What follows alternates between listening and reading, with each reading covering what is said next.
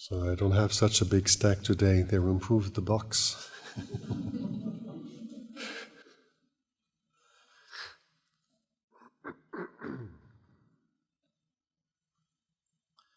So someone wrote, thanks to Ajahn pointers, I managed to reduce the wanderings of my mind on day 4 and 5 of the retreat.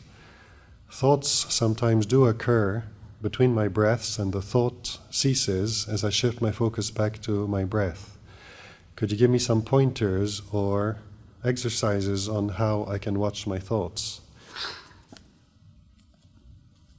I think this question hopefully got some answers already, both through my explaining and Longpa's explaining how to use this exercise of thinking intentionally, kind of really making thinking obvious in contrast to just silent witnessing. So that's one way, that's one exercise. And otherwise, there's also something interesting as you keep plugging away at the practice and developing it. You notice that this awareness sometimes can be very sharp and focused on an object, and then sometimes when we're more in a contemplative mood, the awareness is there and you can start noticing the mind's gone, and awareness is there anyway. We tend to just follow the thought, but as we practice more and more coming back to awareness itself, it's almost like there's a little bit of that sticks.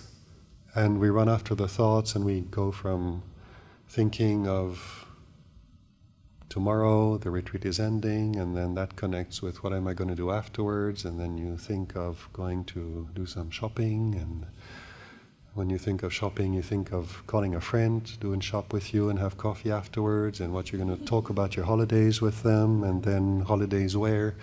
Maybe in Japan. And then Japan, yeah, the last time I went to Japan. And really, that's how thinking works. It's associative. So one thought comes up, and then it overlaps with another, and with another, and with another, and we just kind of, it's like skipping stones. We just go from one to the next. When you develop awareness more and more in the practice, you start noticing that once you catch yourself, you've gone down that path for a bit, you come back to the breath, you're learning to develop a sense of like awareness is the refuge. It kind of develops by itself because that's its nature. And the more and more we kind of come to the knowing of the breath is the object and it's a useful tool as a reference, but also this awareness becomes kind of where part of us tends to start staying. And then when you realize the mind's gone off somewhere, you can come back to the breath. And as you're coming back, just before you just settle on that and completely let go of the thinking, sometimes you find yourself, you can retrace the train of thinking. You said, like, I was with the breath, why did I leave? Oh yeah, this came up. And I went from this to that, and from that to that.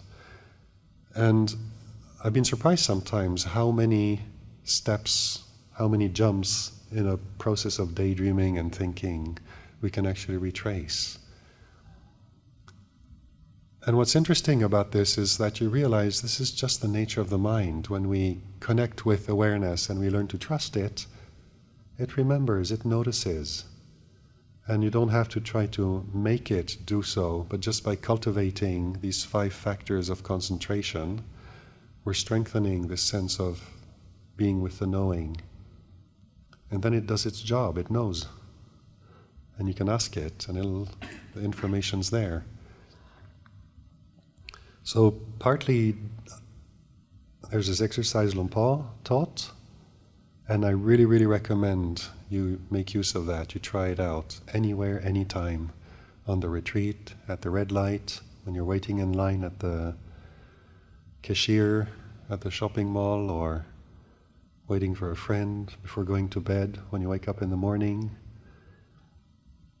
when you're sitting on the toilet, anytime. You can just think one thought and just separate it into its individual bits and notice the gap, the silence and then the thought, and the silence and the thought. It's really, really beneficial. But then also trust the process. Like on this meditation retreat, by now you've been able to see it's a process. These are the conditions that are arranged, provided, and if we kind of give ourselves to the conditions, we give ourselves to the schedule, we give ourselves to the noble silence, we give in to the instructions, try to follow them, and it's basically made of recognizing what's going on, letting go, and just doing this. You notice that by now something's changed in the mind, and it's not all the result of having done it, I did it all myself. It's really noticing, yeah, we had something to do with it. We tried to guide it, and sometimes we got it right, sometimes we got it wrong, but we kept trying and observing, and a great part of it is just this process unfolding by itself.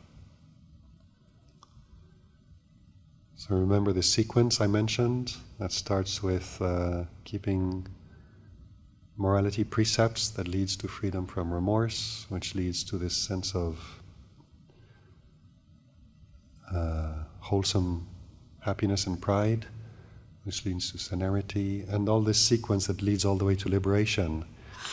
We don't need to try that hard. The nature of the process is that it'll take us there.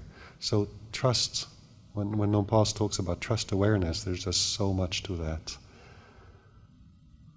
And then you will start noticing, thinking.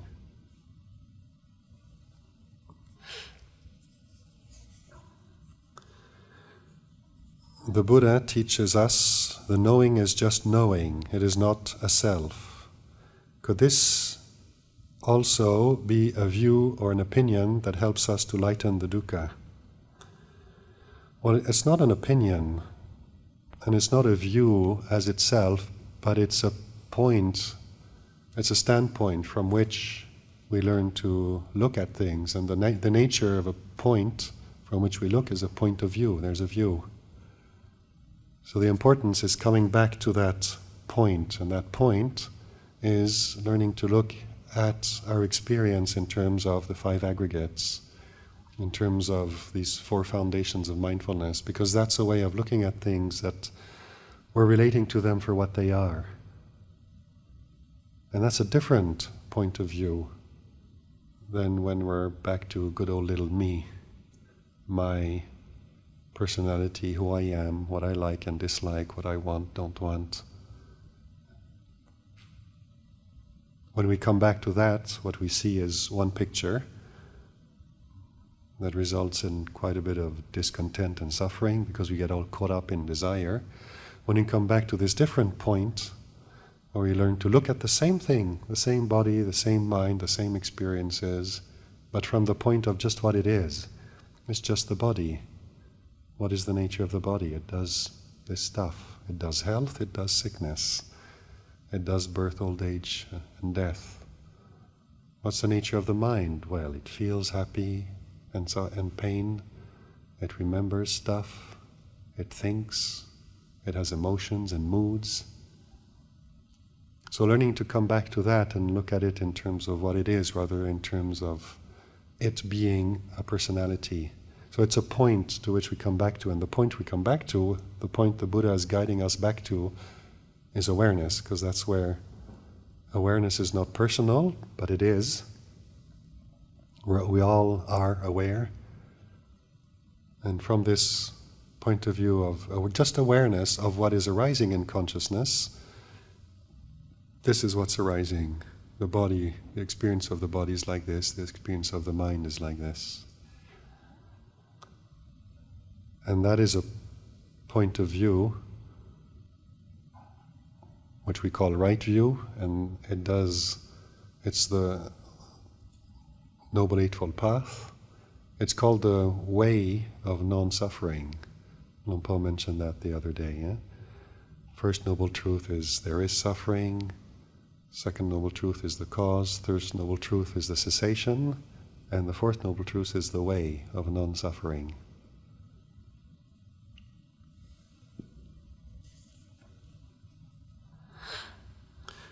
When Luang Por mentioned consciousness rise and fall, And also, consciousness has no beginning and ending. How can it fall if there's no ending? Yes, this is a confusion that can come sometimes. It's a question of language, because sometimes we talk about the 5 aggregates, and the 5th aggregate is sense consciousness, but sometimes it's just referred to as consciousness. In terms of the way we experience consciousness through the senses is impermanent, because the senses are impermanent, and the organ and the object of each sense is impermanent. So the experience of sense consciousness is impermanent, but the consciousness is not. So it's good to know that, the distinction between those two. And sometimes when we're just talking, it can be that we use language in a way, we use the same word but in 2 different contexts. It has a slightly different meanings, used a bit differently. Like Lumpur talks about consciousness being intuitive, like consciousness, awareness, sati sampajanya, the knowing. And sometimes he uses them as being the gate to the deathless, and sometimes he talks about them and he says it is Dhamma itself, so it is the deathless, it's that which is not born and doesn't die. And then sometimes when he's trying to talk about self, explaining what is not self, consciousness is not self. And then he says, but you, that's what you really are, is consciousness. We go, is it not self or is it really me? So realize language has its limitations. And coming back to that first question about how to practice with thinking, recognizing thinking, this exercise that he gives us about learning to recognize thinking by thinking intentionally and then knowing thinking and knowing just awareness, silent awareness that's witness to both the arising, the ceasing of thoughts, and then the silence in between thoughts, the space in between thoughts. When you do that and you kind of start playing these games, I mean, take something neutral to begin with, just so you start appreciating the difference between just this witnessing, which is silent, and then you can witness noise, the noise of thoughts or whatever it is. And then once you can appreciate the difference between the two and realize thoughts are what they are, and notice the difference between looking at a thought as just a thought, or when you start looking at the content of the thought and you start getting interested in what the thought is about, what's it saying, is it true or is it not true, do we agree or not, do we like it or not? And then these things like, I'm the best person in the whole world, I'm the worst person in the whole world, or hey, I'm just an ordinary bloke. And you can kind of look at how you relate to that when you're coming back to this witnessing it as a thought, and then it doesn't matter what the thought is talking about. True, false, embarrassing, or not, and that's absolutely no importance. And then when we go and take an interest in the thought and start looking at what it's about, then we get involved with it, and our relationship to it is different. Well, that's the nature of language. And then you notice that these thoughts, they just come up in the mind. A lot of them are just the mind doing what it does. A mind, one of the things it does is think. And sometimes they're useful thoughts, and a lot of the time it's just garbage. Like the story Lumpur was telling us about sitting for hours during these talks Ajahn Chah would give in the northeastern Thai dialect, couldn't understand anything. The floor was hard and cold, and it was late, he was tired, and then he thought, I'm fed up, I can't take this anymore. And ordinarily, if we don't have any perspective on our thoughts, we believe something like that. So sitting here, when we start looking at a little ache or pain in the knee, and I suggest don't move right away, just watch what the mind is doing, one of the things the mind does is talk, and it tells you, yeah, but what if this pain gets worse? What if I injure my knee? And you learn not to believe everything the mind just kicks up. It's not because a thought arises that it's important, true, valid, or anything like that. You learn to recognize that. So you recognize thinking is one thing, then reality is another. And then you see how much we can fool ourselves, delude ourselves by believing language, by believing thoughts. And so many of our misunderstandings amongst each other, just as human beings in a family, amongst friends, let alone between nations, who go to war over slights and things that weren't said properly, misunderstood. It's just language. So it's good to learn to recognize that, because you get yourself out of a world of suffering just by going, yeah, it's just language.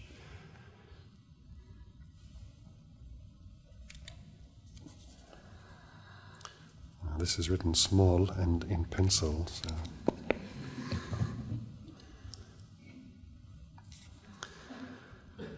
For those who have difficulty comprehending conscious awareness and non-self, is it advisable for them to imagine living from an outsider perspective in which I is a temporary union of mind and matter, body, and self is just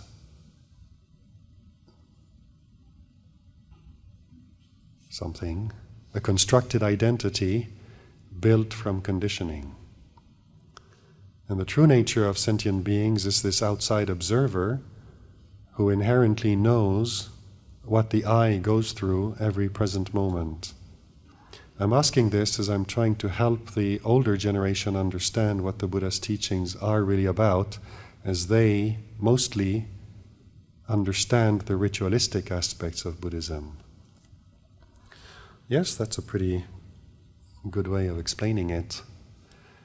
But it's also important to realize that this sense of I, even if you're looking at it from as an outsider, kind of to realize this process of identifying as something we create.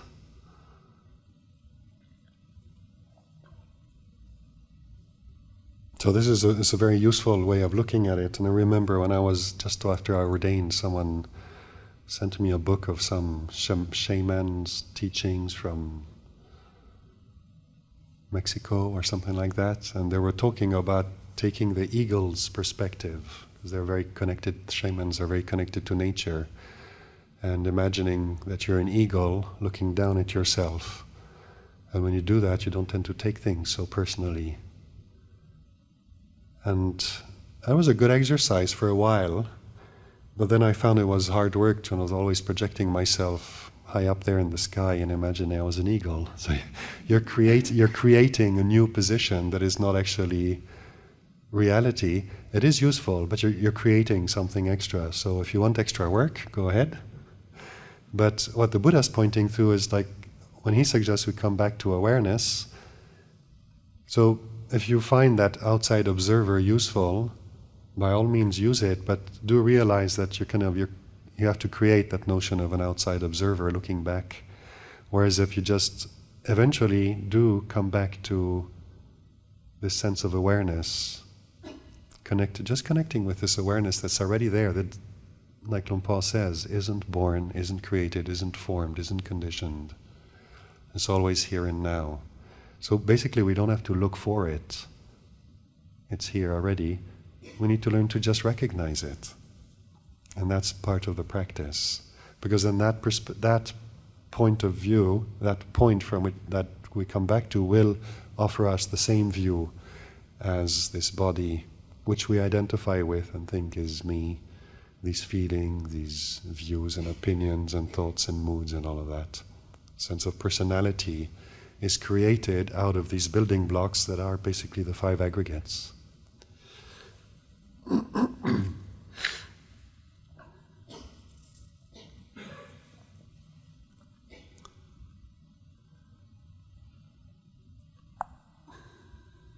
Just as we are creative with using different methods of breathing meditation, how can we be creative with walking meditation? For example, walking backwards on pebble stones mindfully. yeah, you can play around with that. That's part of what being creative is. I think if you look at any artist who's working on something, they doodle and they sketch and they mess around a lot, trying this out, trying that out, seeing what works, what doesn't work, whether it's painting or clay or carving, you name it. They're always kind of playing around with stuff. So you see a lot of in museums, in sculptures and in paintings, you also often see essays. So that's what that is. So part of creativity is to learn to do that, to try something out. But eventually, coming back to just normal walking. Like I only did for a very short period of time this, what they call the Mahasi Sayadaw, the very slow walking, extremely slow. And it develops very good calm because you're slowing down the body, so the mind eventually slows down as well. And you're kind of breaking everything down into steps and doing it one at a time. But sometimes you do that, and as soon as the meditation period is over, you have to go back to living normally. You can't live slow motion. By the time you get to the dining hall, they've put all the food away. You come back to sit, they've gone walking meditation, so you make your way out there, they come back to sit. You just can't keep up with anybody. So it's not natural. And Mahasi Sayadaw technique can be good just to try it out, to see what happens if we do something like that. But Luang Por Chah always recommended coming back to just natural, what's natural and ordinary. Because then if we learn to develop awareness of ordinary walking, awareness of ordinary sitting, ordinary breathing, then we're learning to develop awareness of ordinary things, and then we can take that with us. When we go to the dining hall, when we come back, when we go up to the dorm, tidy stuff up, like everything's so ordinary, and this development of awareness of ordinary postures and activities translates into daily life. So you can start bringing this practice from formal sitting periods and formal walking periods, and you start seeing how that translates into just daily life. But by all means, be creative and sort of look at, if anything helps kind of clarify that sense of awareness of walking. Try it out for a bit, but come back to what's ordinary and see how it applies to just natural walking back and forth.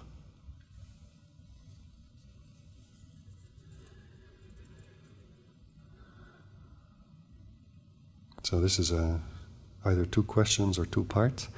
Before a person reaches any jhanas, can he bring forward any of his increased practice of concentration to his next human life, assuming the person has never reached jhana before? And the second part, when is it a good time? Okay, so second part I'll take after. I don't know, because I don't remember my past lives, so I don't know what I brought in from it. And well, this is a good example of what happens when you think of jhanas. There are jhanas in the suttas, and jhanas are spoken about, especially in meditation circles, maybe even more so in retreats, because the environment sometimes is a little bit more conducive for that. So those who are able or prone to those kind of experiences talk about them. And then I've met people who come to monasteries and say, oh yeah, I've got jhanas. And what am I supposed to say? Good for you. Or they've been to monasteries where they got a certificate for second jhana, and some of them got a certificate that they're sotapannas or sakyaragamis. What do you do with something like that? Because it just becomes another way of identifying with something. I'm someone special, I got jhanas, what do you have? You have anything special? Psychic powers? And then it becomes a competition, and we're back into kind of ego trips and who's better, who's not so good, who's further down along the way, who's lagging.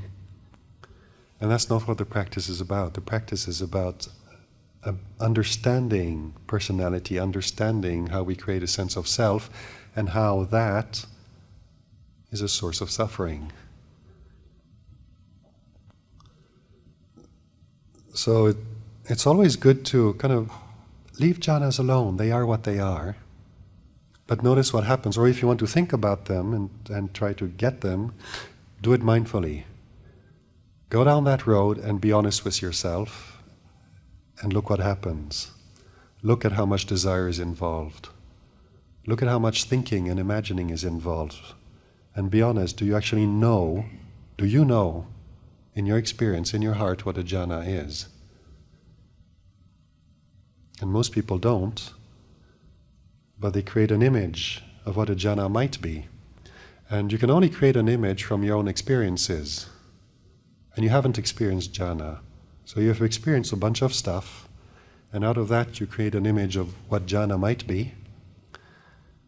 And then when you make efforts and you strive, you're striving to try to reach that image, which has nothing to do with jhana. It has to do with your experiences and your memories. There's no way you're going to reach jhana pursuing an image you created from your own experiences or from what you heard other people say. That's not how it works. But if you want to try, by all means try, but then look at what's happening. And really look at the reality of what's happening when you're trying to go after a jhana. I've got a very good friend who ordained as a monk. He was a very happy guy, always smiling.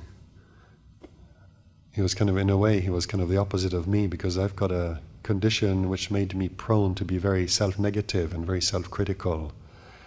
And so he'd come and say, "Hey, Asoko, can you believe how much barami we have?"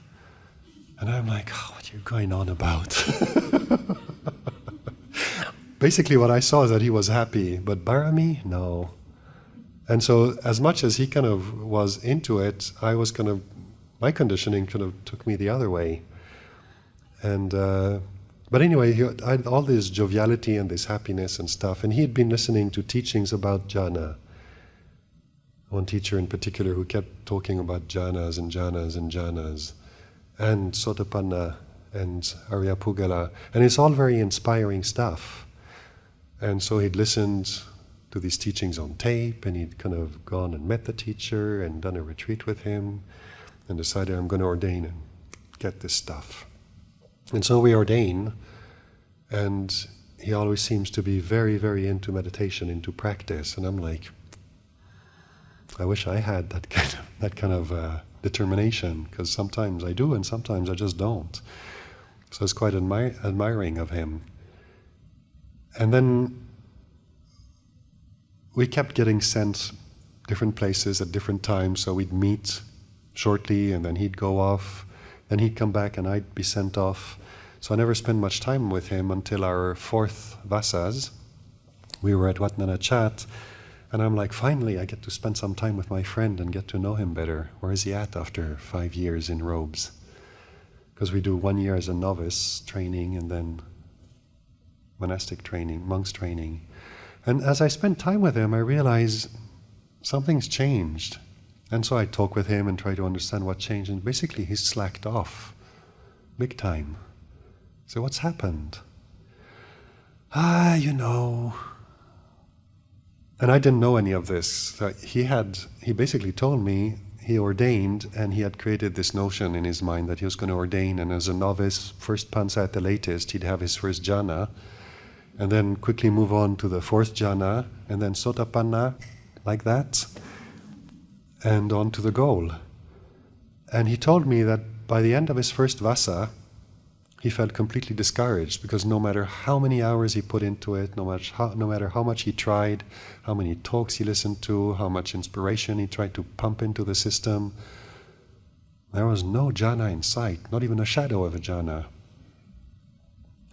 So by the time we finished our first vasa, we spent about 2 years in the monastery. It's a long time. And so he kind of kept going on, kind of half motivated, but wondering if this was going to happen or not. And by the time our fourth vasa was coming around and we were talking, it wasn't in it anymore.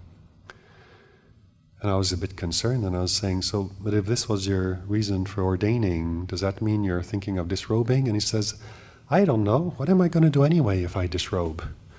And I just laughed and I said, what they all do, either become a meditation teacher or a psychotherapist. And he went, you just did it. I'm going to become a psychotherapist. And he did. And I believe he's a very good one too. But that was a really, really interesting thing to see, because that's what happens when we kind of grasp an ideal so tightly.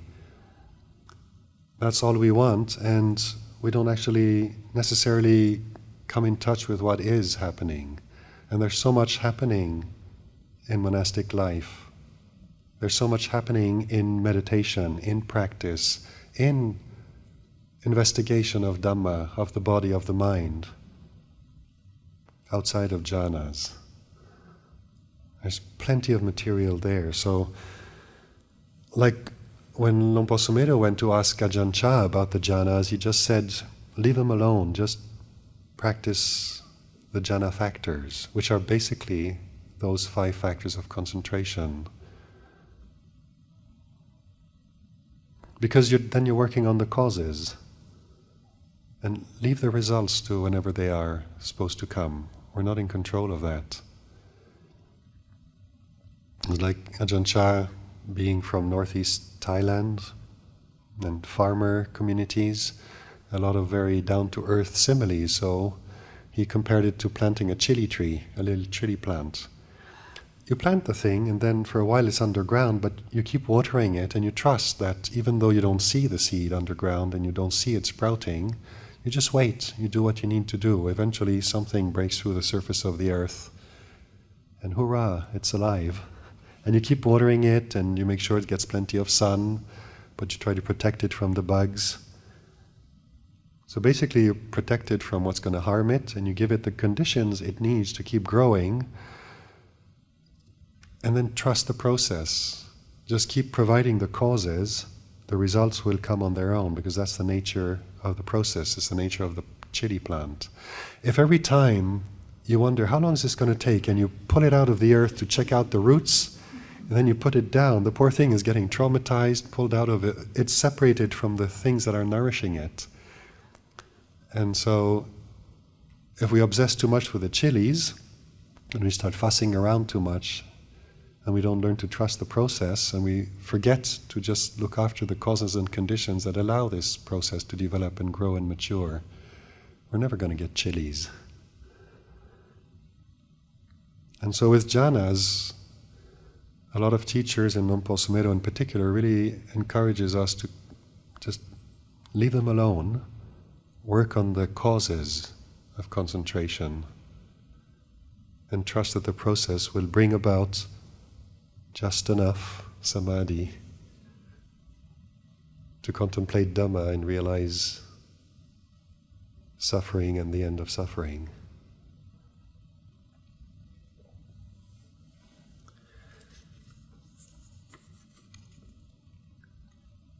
The second part of the question is, when is it a good time for a practitioner to change teachers or system if things are not working out, no improvement, etc.? That's a difficult question to answer, because there is no fast reply to that. Because the nature of the practice is that sometimes we can spend a lot of time with the perception of no improvement. Doesn't mean there isn't any. It just means we're not noticing it.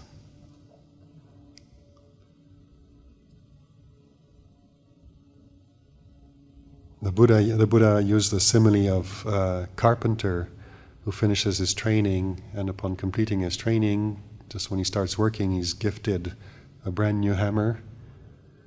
And he uses that hammer every day. And as time goes by, the wooden handle of the hammer starts taking this patina of use. You start looking smooth, and sort of all the sweat from the hand starts changing the color of the wood. And then as time goes by, as years go by, you can really see this hammer has been really used a lot. But there's not a single day when the carpenter uses this hammer where he can say, this is the day that it changed. It's something that happens very gently, very slowly, very progressively. So on the short term, you don't notice change. On the longer term, you're able to appreciate change. So with the practice, we need to be patient and give it time in order to see what's happening. So that's an important aspect of it.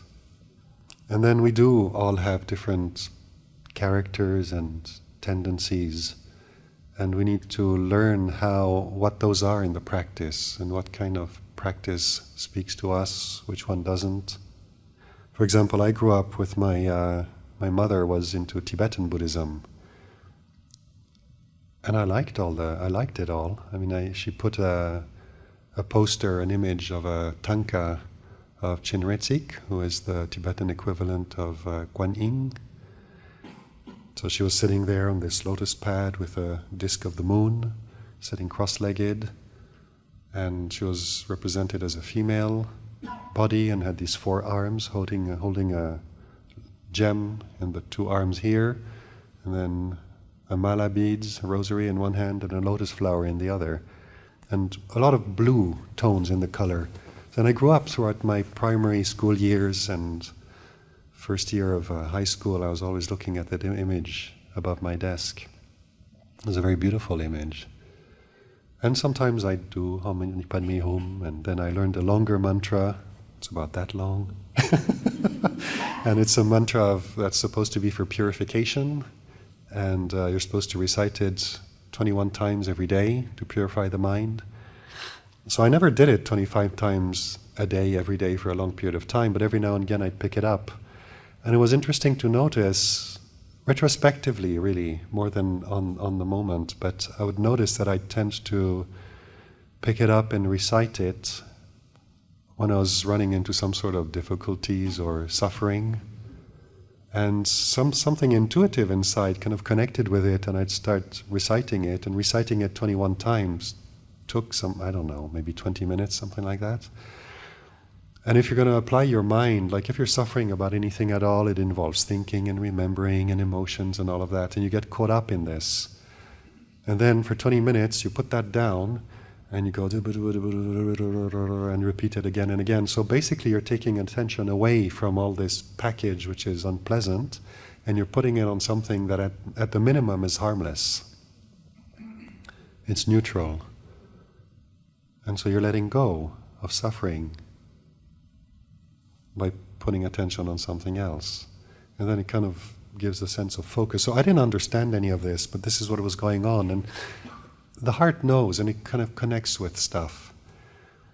But it never really went much further than that, because I'd see my mom kind of studying Tibetan, learning Tibetan letters and language, and she saw that I was kind of looking over her shoulder, so she gave me some material, and I started looking at it, and I was like, school is enough already. And there's a lot of, it seemed like so much more studying, and somehow I didn't connect with that. And trying to visualize, like they use these tankas, these images that are very detailed as meditation objects. My mind doesn't do that. It does a lot of images, but to stay with an image is not something it does very, very well. And it's only when I, by good fortune, ended up visiting Amaravati as a teenager, and on my first day there, Lompa was doing a guided meditation in the early afternoon before a period of work. And it's just, this is how you sit, cross your legs, full lotus if you can, half lotus, or just cross your legs, or sit whatever way you're comfortable. have a little something under your backside to prop up the pelvis, because Westerners tend to be stiff. So if we sit on the floor, our knees are up there, our backs are hunched, and it's a tough position to hold for any length of time. So he was teaching how to just establish the posture, how to sit up in a way where you sit up straight, but you're not kind of ramrod straight and too tense. Leave the hands just sitting there loosely in your lap. And then just do a body scan, and he'd guide us to a very simple body scan. It took about 3 minutes, but just noticing how the head feels, the top of the head, the forehead, the eyebrows and the eyelids, and your cheeks and your lips, and then coming down the neck to the shoulders, the arms, elbows and hands, and just feeling the hands sitting in your lap, and then the chest, the abdomen, the sensation of the pelvis, the sitting bones in contact with the sitting cushion or the chair, and then just noticing what the legs feel like, thighs, knees. So I'm going through it a bit faster, but he basically guided us through that. So basically you're kind of coming back to the body a little bit, reining it in gently, and then how to watch the breath. Notice the in-breath and then the out-breath. And then he gave us this little exercise of counting till 5, 1 in, 1 out, 2 in, 2 out. Try to reach 5, but be very, very strict with yourself. You have to be with every moment of the in-breath and every moment of the out-breath. And when the out-breath ends, you stay with that until the next in-breath starts. And as soon as your mind wavers a bit, start again. And that was it. And so here I sat, and I was like, just that, coming back to the body, connecting with the breath, having a sense of challenging oneself in a way, kind of staying with the breath. And then the next day he talked about the hindrances. When you see how difficult it is to stay with the breath, what is preventing us from successfully going 1, 2, 3, 4, 5 and staying with it is because the mind keeps getting disturbed. And these disturbances basically come into these 5 groups, these hindrances. And that just clicked for me. And then I was there for 3 weeks, and the last 10 days of my 3-week stay at the monastery coincided with a time when Ajahn Sucitto was teaching a silent retreat. And the lady who was running the retreat center kind of snuck me and my friend onto the retreat. And by the end of that, I was sold. Because it connected. And it connected in a way that kind of Tibetan Buddhism didn't click for me. And it's not saying that one is better or the other, it's just whatever our karma is, our conditioning, our tastes and preferences.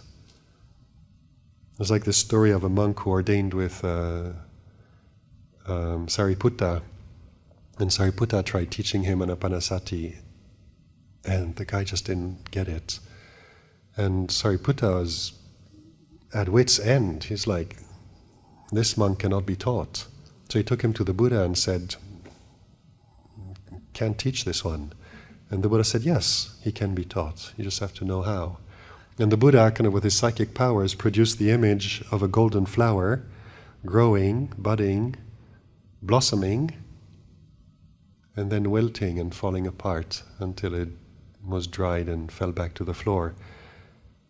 And the monk just like that fell into concentration, and the Buddha just taught him a few words of Dhamma and he was good.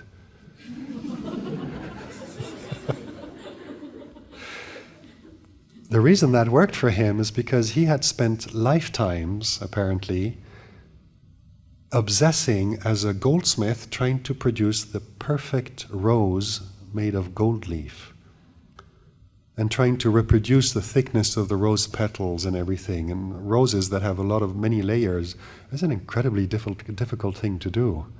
And at the end of a lifetime, he still wasn't satisfied.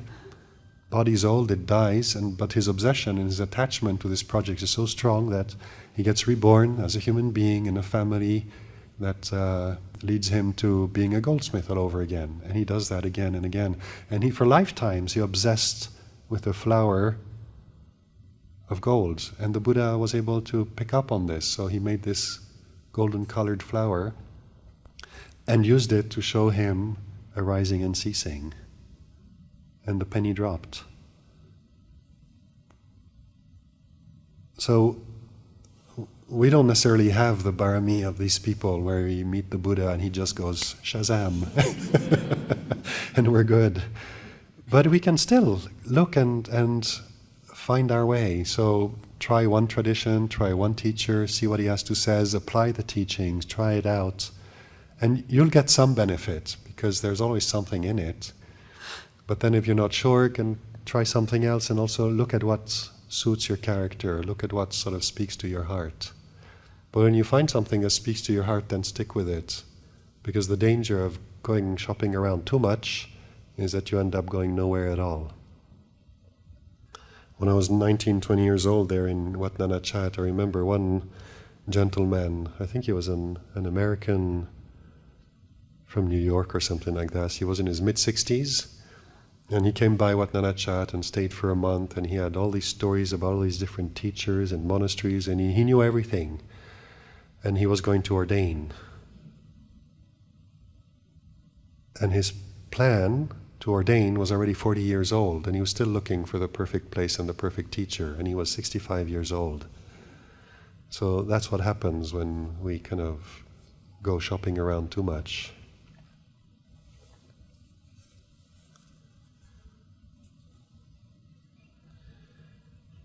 How do I decide if an act is wholesome or not when in structures where there is a mix of benefit and harm to others? Yeah, that's the nature of karmic actions that we create by body and speech and mind. Just like the Buddha described, there's wholesome karma, then there's unwholesome karma, and then there's mixed karma.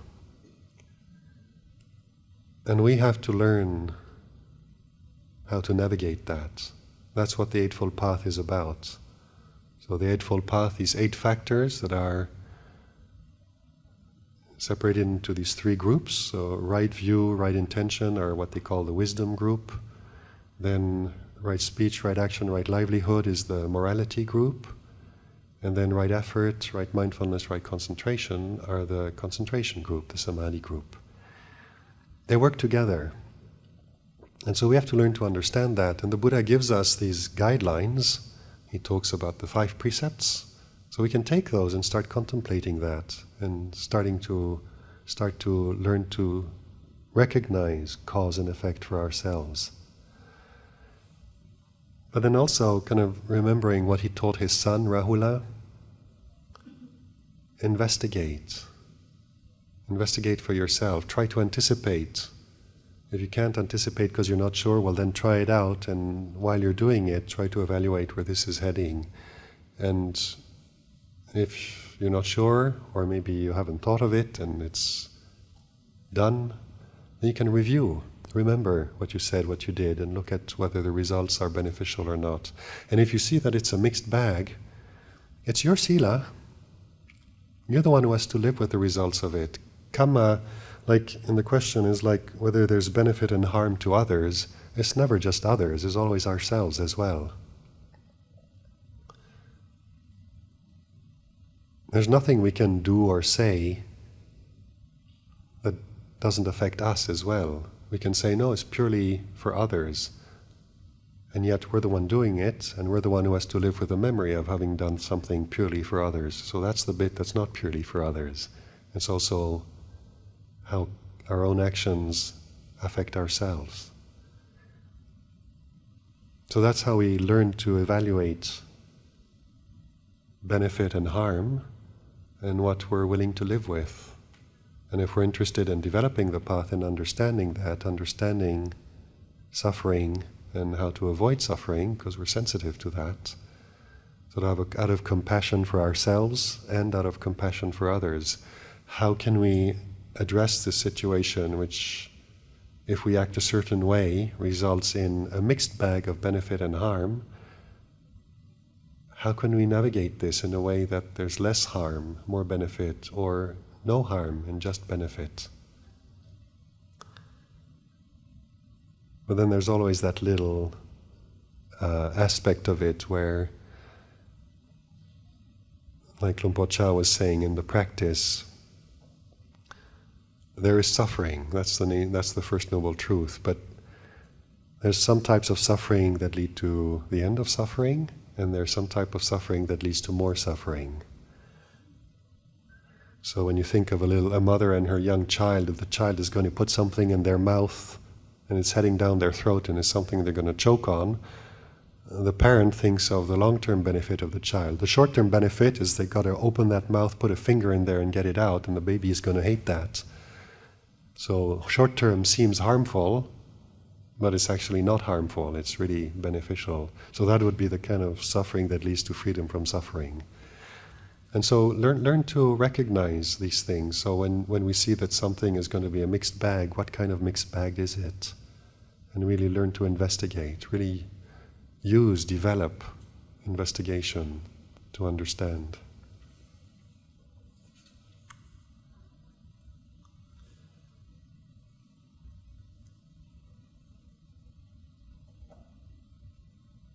Okay, so this one is about jhanas again. I think we've said enough about that. Is there a sutta that Buddha specifically teaches or talks about the knower or consciousness or awareness?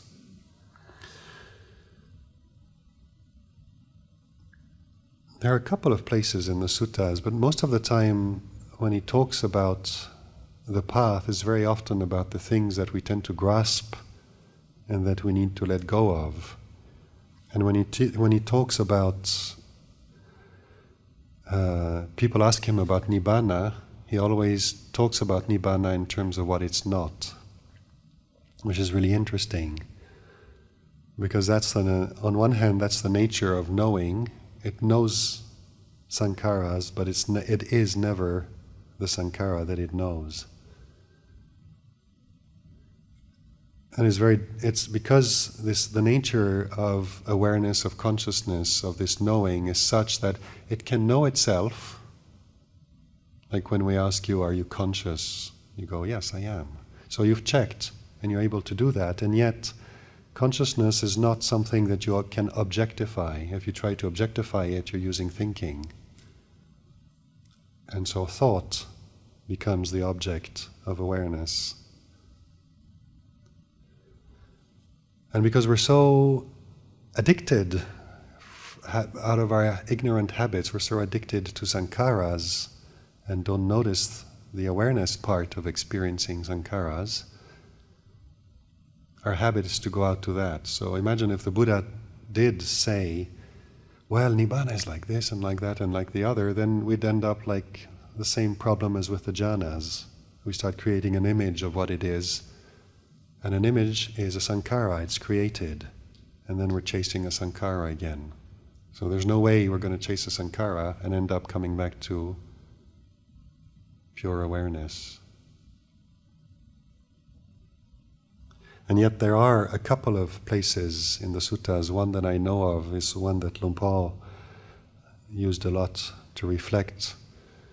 Vinyanang anidasanang anantang sapato pabang, where the Buddha says, there is this consciousness that is boundless, luminous, unlimited, and without an object. But there are very few of those in the whole suttas. But he does talk about it. Where it is, I'm not capable of telling you. I'm not that kind of scholar who remembers the places in the suttas, so please forgive me.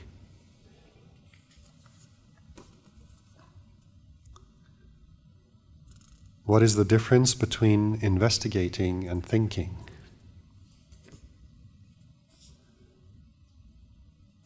So I think this we addressed a little bit earlier in the retreat.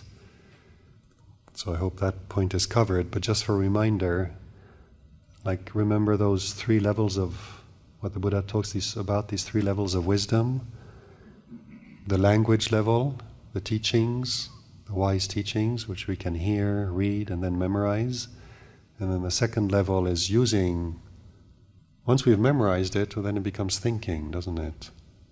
So we think about the teachings and we use that as something that we can use to compare with our experience and try to understand how does the Buddha talk about, how does that relate to what we're experiencing. So that's the second level of bringing it in. And then the third level is this reflecting, but not reflecting in the sense of thinking, more in the sense of looking, of witnessing, in the silence of the mind. In the silence, the knowing is there. So that's the difference between investigating and thinking. Investigating is the whole range. We can use the thinking, we can use it to come as pointers to come back here, and then investigating just in the sense of looking. Like when you're in your tent and you've unpacked everything, stuff is all over the place, and you're looking for one little object. You know what you're looking for, and you start pushing things around, lifting, moving, unpacking one bag, repacking it, and then you find yourself thinking, where is the damn thing? That's a thought. But when you're looking, you're not thinking, you're looking. That's also investigating. So that applies to the mind as well.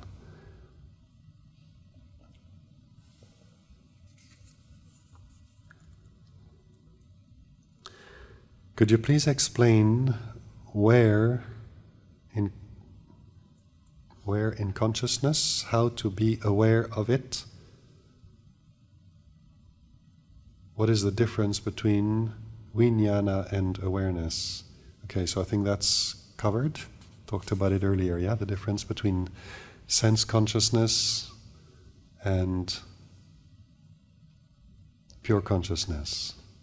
So vijnana, that Pali term, can be used sometimes as a short, like in the Pali chanting, when they say the 5 khandhas, the fifth one is vijnana, that refers to sense consciousness.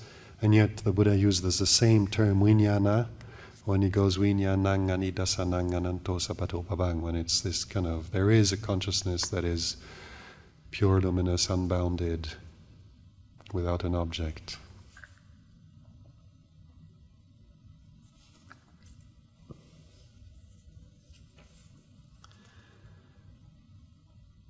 Last night, the mind was alert, could not sleep the whole night.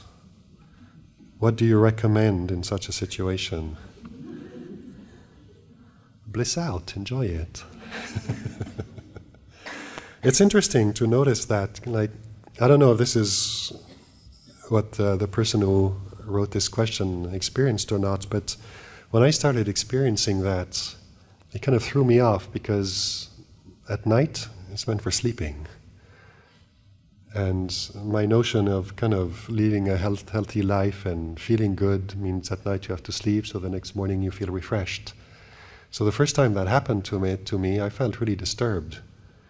And I was kind of fretting all night, thinking that the next morning I was really going to be a zombie all day. But then when I reflected back on it, I realized actually what's happening here is the mind is bright. The nature of meditation is such that we learn to let go of things, and we let go of a lot of the things that are actually exhausting. Thinking is a creative process, it's work, it uses energy. Remembering is the same, and then we think and we remember and all these emotions come up, and some of them are nice and we want more of them, that's more work.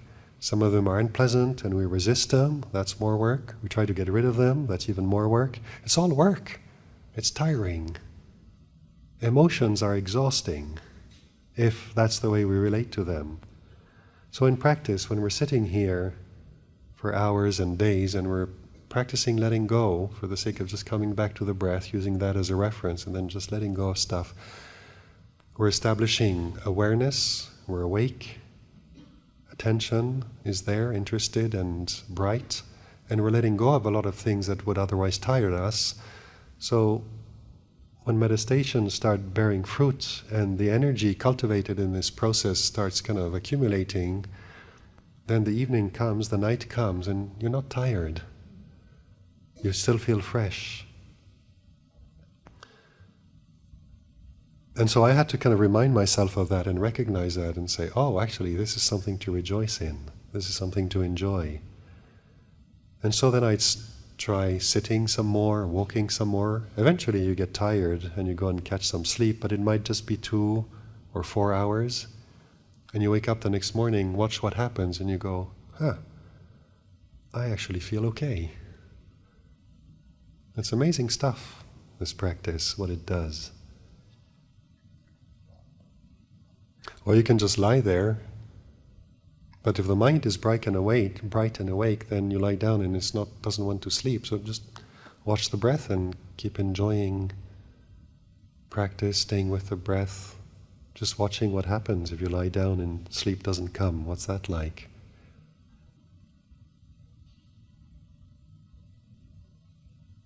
So remember, it's the result of all this good work we've been doing, all this cultivation. It's very good, actually. And so don't be afraid of it.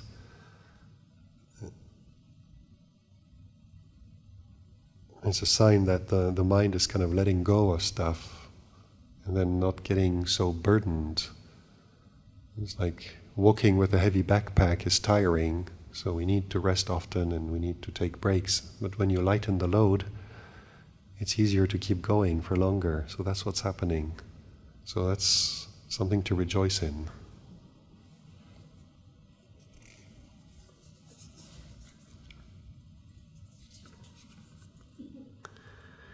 Could you clarify, why does the third satipatthana state knowing an angry mind as an angry mind and a not angry mind as a non-angry mind, etc.? Not judging if anger is good or bad, but in right effort of the Eightfold Path, we have to prevent the arising of unwholesome or abandon any unwholesome actions or speech that has already arisen. In the practice, do we practice in accordance with the third satipatthana or right effort regarding anger or lust, etc.?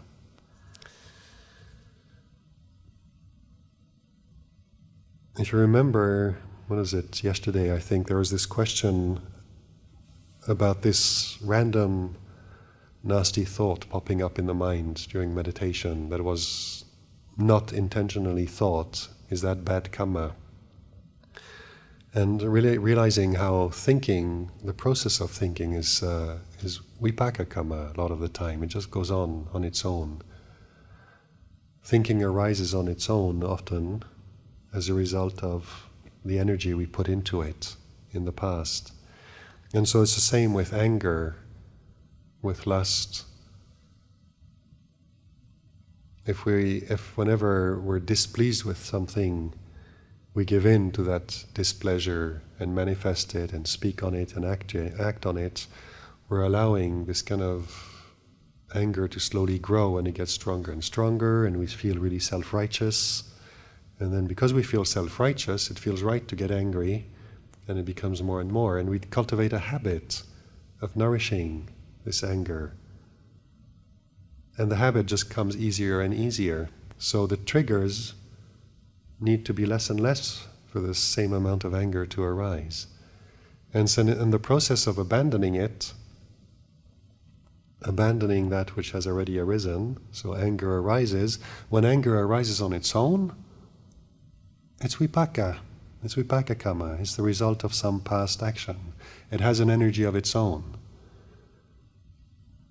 The habit is that when I don't get what I want, I throw a tantrum. I get angry. I blame somebody. I swear.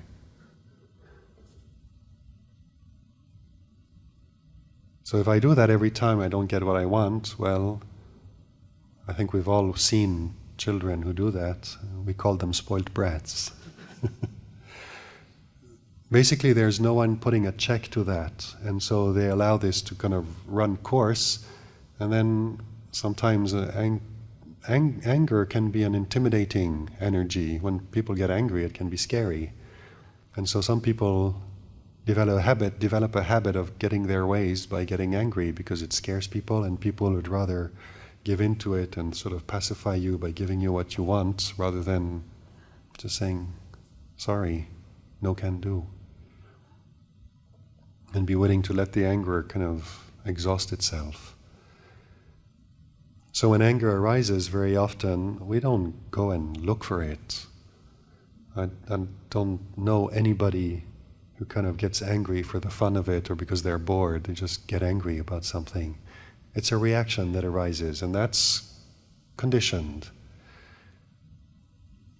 So in terms of the third satipatthana, when the Buddha is talking about recognizing a mind with anger as a mind with anger, a mind free from anger as a mind free from anger, he's talking about when this process is happening.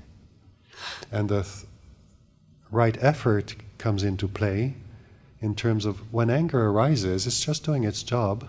The causes and conditions for anger to arise are present and anger arises.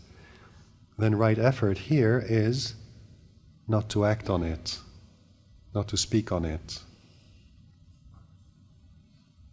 That's abandoning it. It doesn't mean we get rid of it. It means you recognize it is what it is. I'm not going to touch that one. Get in trouble if I do. And so it's practicing restraint, practicing staying here, keeping our mouths closed, going away if we need to, or otherwise just staying there and just waiting until it passes. That's right effort. And as we do that, we watch that whole process happening, and we realize the difference in experience, the difference in what's happening when we follow the anger, what are the results, and when we refrain from following the anger, then what happens? And that's when you start realizing that anger, causes and conditions, part of the causes and conditions for anger to arise is that we follow it, or we try to repress it. That also doesn't work. Because when we try to repress it, the causes and conditions for anger to arise are already there. Anger needs to arise, and it needs to arise in consciousness. It's through arising in consciousness that it gets to arise and cease. So if our position is a position of restraint, coming back to a position of safety, behind the guidelines of the precepts, and then we just watch that, then we realize actually it passes, no harm was done. That awareness, we can feel anger, and we feel it in the body. We feel hot, we feel restless. It feels much more dense as an emotion. And then while anger is there, notice that thoughts arise. Yeah, but he, she did or didn't, and I'm right, they're wrong, and all that. So the thinking also is conditioned by the anger. And then we just let the thoughts do what they do. So that's how anger manifests as an emotion, as sensations in the body, as feelings, as thoughts, maybe as memories. He did it again. But just watch it. That's the whole show of the five aggregates kind of unfolding, conditioned by anger. Let it happen, watch it, and then let it cease. And then you realize, this is what anger is like. And then when it has ceased, this is what it's like. So that's the third satipatthana. Getting to know this is impermanent. It comes and it goes. And once it's gone, it's gone. All the urgency, all the self-righteousness, everything that came with it, all the sensations in the body, they just vanish. It's a memory now. So you realize anger is that. It's not self, it's just anger, arising and ceasing.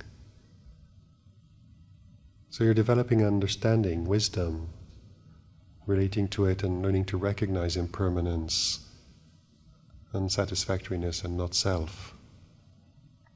And the right effort helps you come back to that position of the knower. It guides us.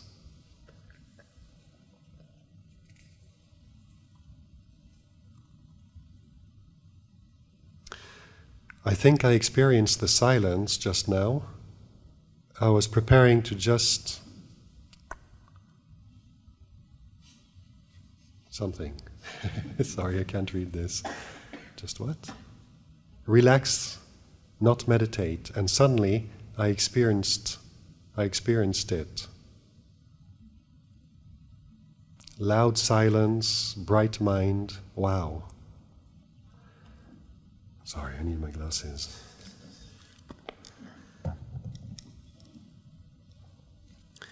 And then the commentary came in from the thinking mind, and it was gone. Why does this thinking mind do that? And how do we practice so that it doesn't do that? It's not nice, is it?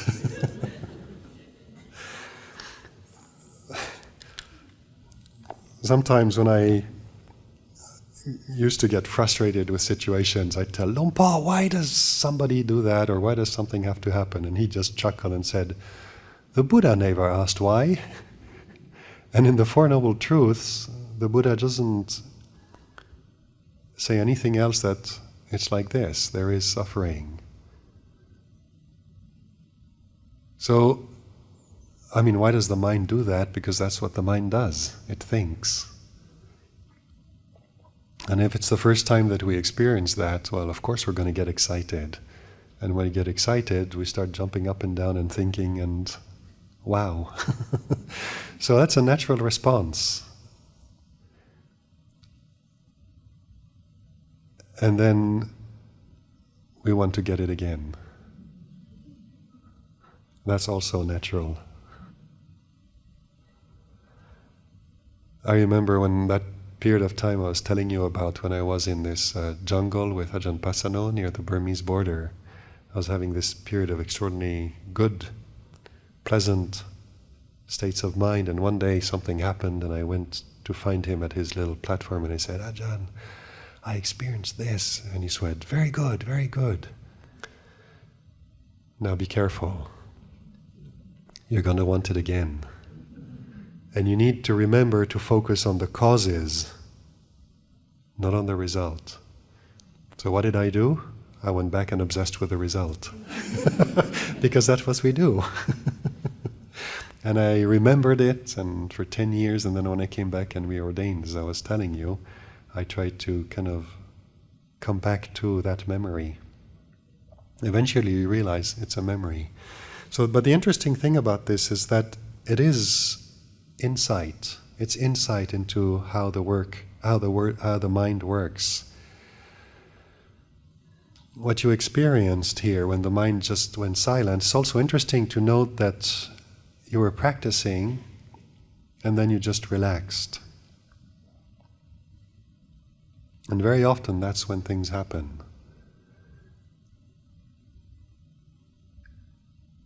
Because when we're trying, we're kind of focusing, and oftentimes we don't have the kind of wide open view. We're following a track and we're trying this and that and the other.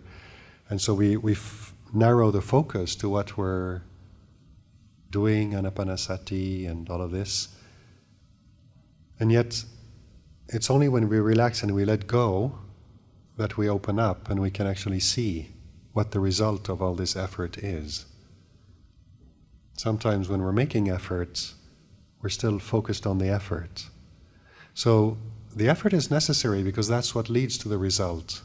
But sometimes it's just when we stop and relax that we finally realize, oh, hang on, look at this. And we kind of appreciate where it's at.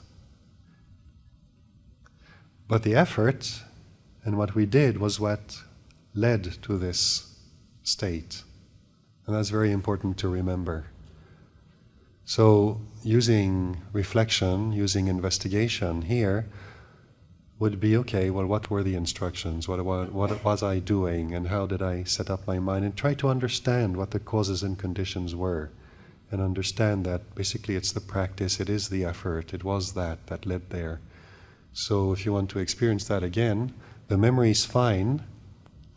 It's a memory now. But we need to cultivate the insight. So it was an insight, but insights just on their own become memories. And if you don't do anything else about it, then that's all they'll remain, is a memory. So we need to cultivate the insight, meaning look at it, remember it.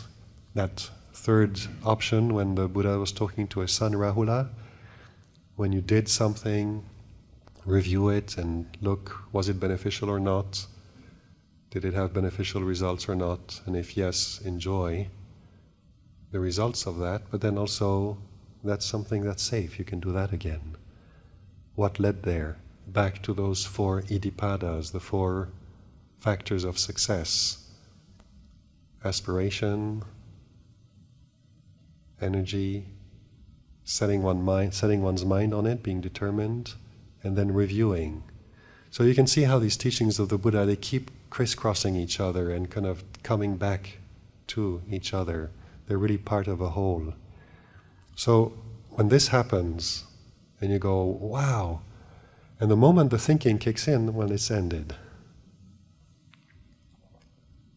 That's the way it is. You go, oh, okay. So then in the practice, you kind of go back to the same efforts, the same routine, the same exercises you were doing, because those were the causes of that state of mind. But you start realizing that state of mind was not thinking. The thinking barged in and disturbed the image. So basically it's about silence. It's about relaxing. So now when you're practicing, coming back to the breath, practicing restraint with your speech, basically trying to cultivate these conditions that lead to this, you're starting to give importance to the silence because you realize this was silent. So how do I connect? How do I learn to value that silence? How do I learn to abide in the silence? Thinking still does its thing. Oh, hang on. Phor and Ajahn Asoko kept talking about that exercise about thinking intentionally, noticing the thought and then the silence. And so you start paying attention to silence. You start valuing silence. You start learning how to abide in silence. So reflecting like this and using that experience to develop understanding and to guide your efforts.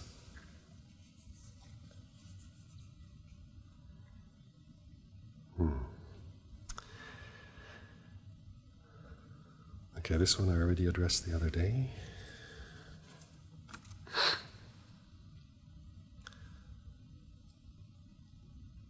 How does one maintain conscious awareness without losing oneself in the conversation or speaking? Do we maintain awareness of the body points during conversations?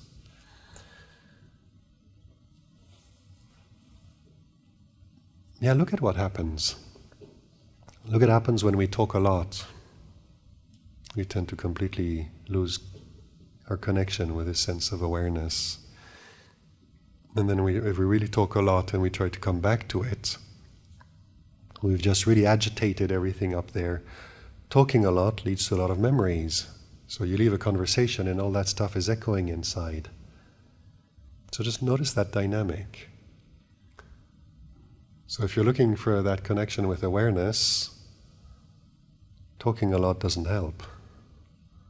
So we start reducing the amount we talk.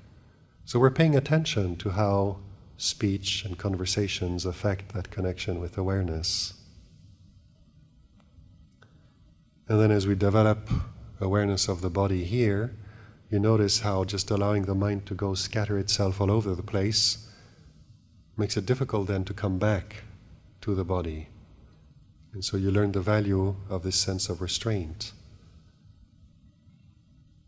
We're interested, we want to go to a ton of places out there, let the mind go out to all these interesting things.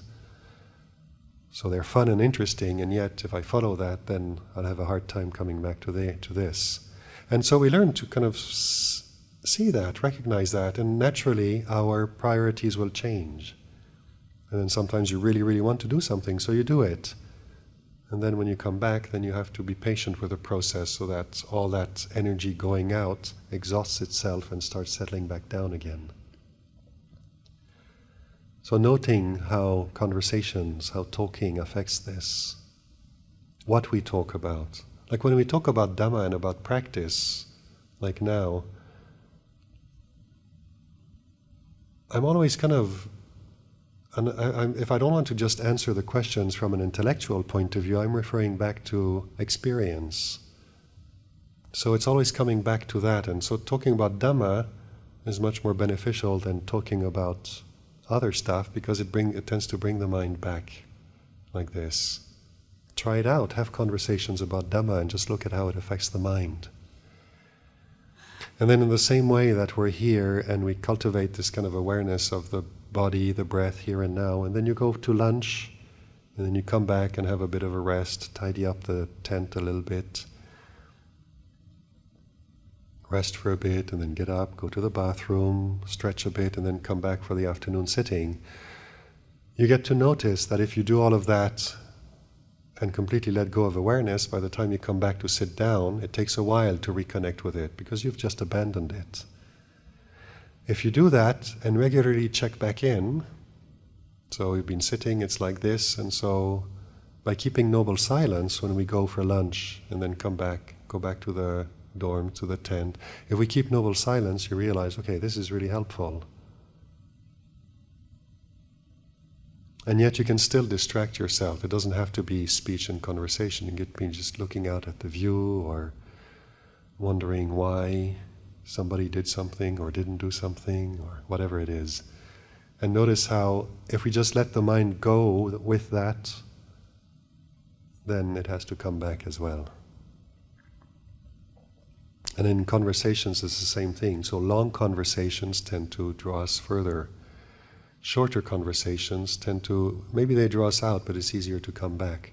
And then during conversations you realize, well, if I'm the one doing all the talking, there's more of that, or if it's a conversation and I like this sense of awareness here, so how about I talk a bit less and let the other person do some talking?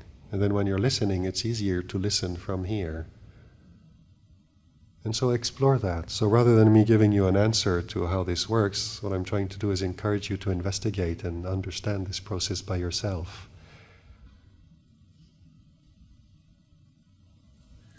And then it is just past 9 o'clock, but it's the last question too, so I'll take it. Assuming a person is very tired, he has to make choices. He has 4 hours. Does he sleep for 2 hours and meditate for 2 hours? Does he drink stimulants like caffeine and meditate for 4 hours? Or is there another solution? What do I advise? This is very good terrain for exploration. What I advise is you try it out and see what works best for you. Because I can't tell you. I don't know how very tired is and what has to happen after 4 hours. So that also dictates whether it might be maybe you have to sleep for 4 hours, keep meditation for another time. Or maybe you can do both. Basically, you need to learn to understand the circumstances that you're working with. Learn to understand how the mind works and learn to navigate those waters. So we're back to this factor of enlightenment, investigation, what works and what doesn't work. And don't be afraid to try it out, and if it doesn't work, it's just, oh, okay, this didn't work. It doesn't have to be, I'm a failure. It can just be, oh, look, this didn't work. Okay, how about trying something else?